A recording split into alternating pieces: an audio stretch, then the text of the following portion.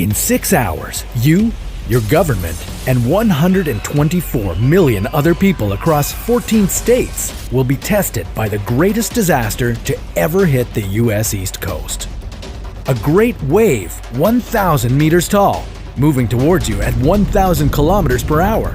And that's only the beginning. Boston, New York, Philly, DC, Miami, all underwater. And you? This is What If. And here's what would happen if a mega tsunami hit the US East Coast. Unlike most tsunamis that are triggered by tectonic activity, mega tsunamis are caused by sudden impact. A huge chunk of debris, possibly a meteor, smashes the water, creating a huge wave which might reach thousands of meters high. The initial superwave would set off a chain reaction of smaller waves in all directions. But by smaller, we really mean they'd be about 100 meters high, instead of 1,000. Depending on the size and location of the impact and the speed of the waves racing towards you, you may get a few hours of warning. But will that be enough time? Welcome to La Palma, one of the 7 main Canary Islands, home to 81,000 people, and a giant, scary volcano.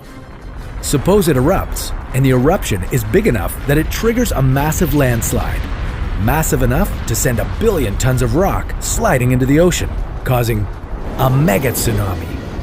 The initial wave is 914 meters high.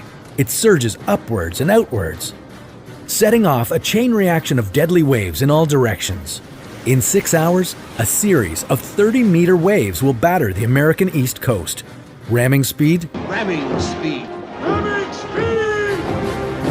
900 kilometers per hour.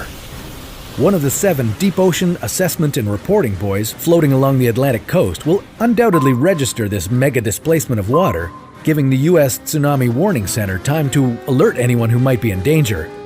The only problem is, that's 38% of the American population.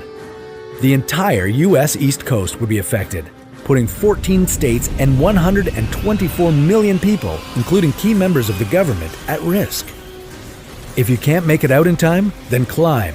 In major cities, the newest and tallest skyscrapers would be the safest places to go. And your own safety would be entirely your responsibility, since emergency services wouldn't really be able to take action until the onslaught was over. In the best case scenario, you've managed to evade the disaster completely. Your family is safe, but your home, not so much. Worse, you're on the roof of a skyscraper, safe, with a group of survivors waiting for a helicopter to come pick you up, which might take a very long time. But in the worst case scenario, the death toll would be staggering.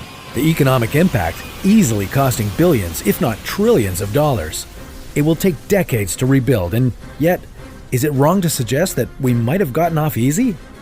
How much worse would it have been without the 6 hours of advance notice? That's right, you owe a big thank you to these super smart boys monitoring the coast, keeping you safe and dry so that you can rest easy and keep watching What If.